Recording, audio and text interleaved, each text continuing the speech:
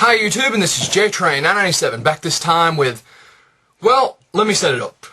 Last night I, of course, posted my angry thoughts on the whole Jonah Hex panel and Megan Fox and how she's dominating absolutely everything about that movie. And I got about more than 10, I can't remember the exact number, of people asking me, Jonah Hex seems like a really interesting character. How do I get into the book?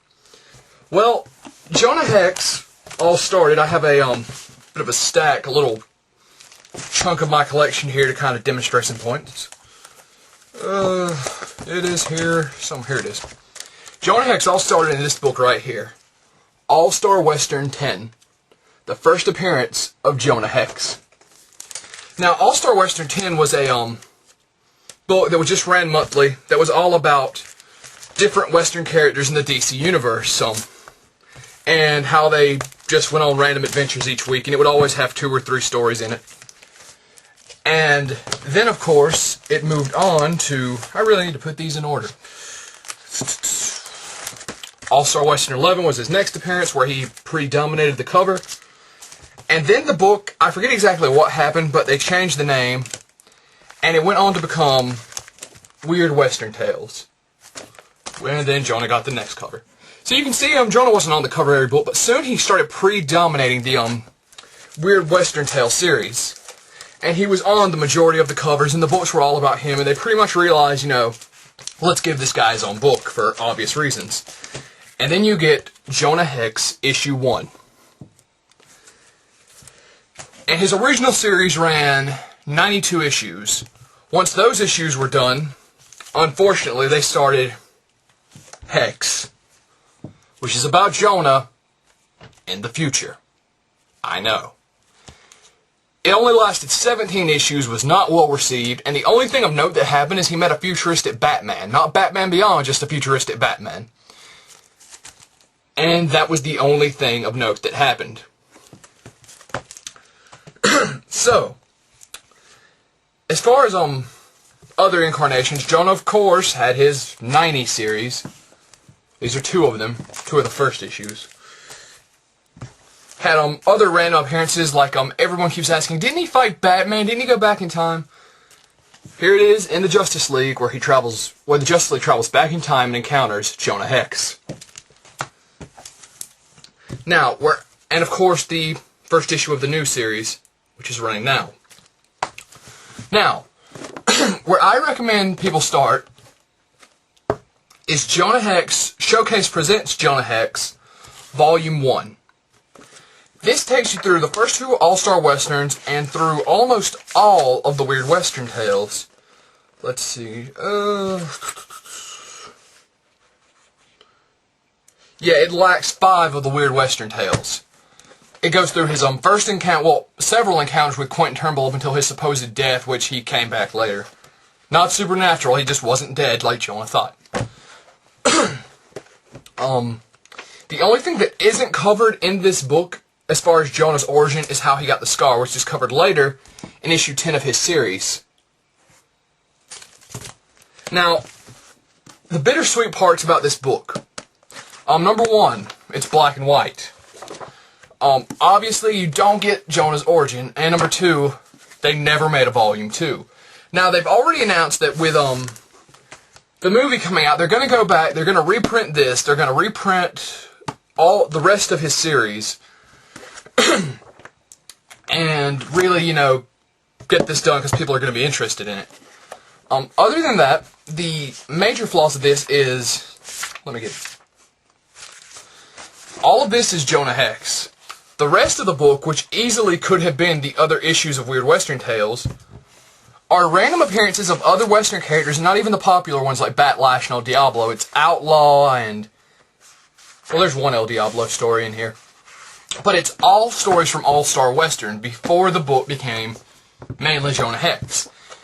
And no one really wanted that, so no one really knows why they threw it in for filler, and well, they could have just stuck a few more Weird Western Tales in there, and that way they could have started fresh from Jonah Hex number 1. So, still, the price of this, $16.99, over 500 pages of comics as it boasts on the cover. I would definitely start here. Now, as far as the current series, There's 4 or 5 trades. The first one is on Face Full of Violence. Then it's Bullets Don't Lie, Luck Runs Out, and another.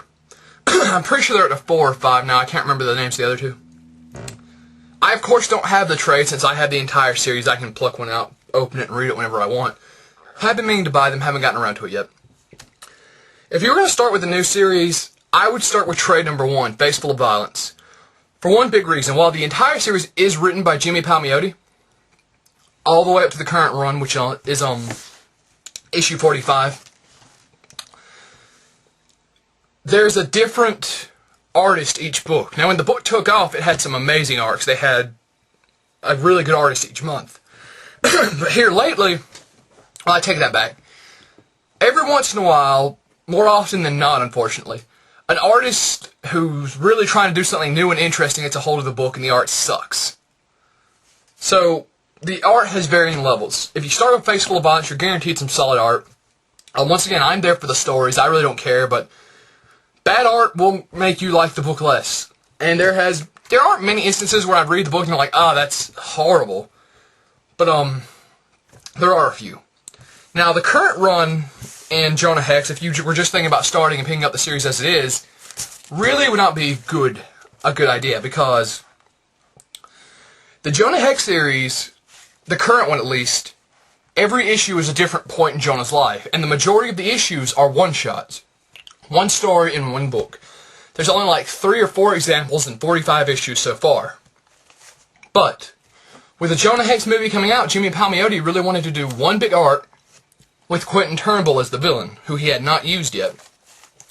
So he started the Six Gun War at issue 44. And it's up to issue 45 now, and next week issue 46 comes out. So far, the Six Gun War has been boring. There's no other way to put it. Jonah has been in very few parts of the story. Basically, he got buried alive, got dug up, found El Diablo, and they're walking through the desert. That's 2 stories. Now, the thing about this is, Jimmy Palmiotti created a character around Jonah Hex issue 17 in volume 2, called Tallulah Black. And he loves Tallulah Black. She's basically a woman whose whole family got murdered, and she got her face cut up, and then she went to Jonah, and Jonah kind of took her under his wing and trained her to help her kill the people that hurt her. And now, every once in a while, she pops up in a story, and so far, this has been a predominantly Batlash and Tallulah Black story.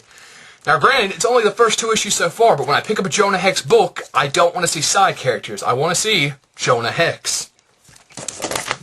So, in my personal opinion, I would start with either the trade, A Face Full of Violence, or Jonah Hex Showcase Presents Jonah Hex Volume 1, which is the only one so far. Issue 50 in the current Jonah Hex series is going to be a double-size spectacular. They're going to have some really famous artists come in, and it should be great. That would probably be a great jumping on point, because once again, it's supposedly a self-contained story. So this is JTrain997, once again, how to get into Jonah Hex. I'll see you soon, YouTube.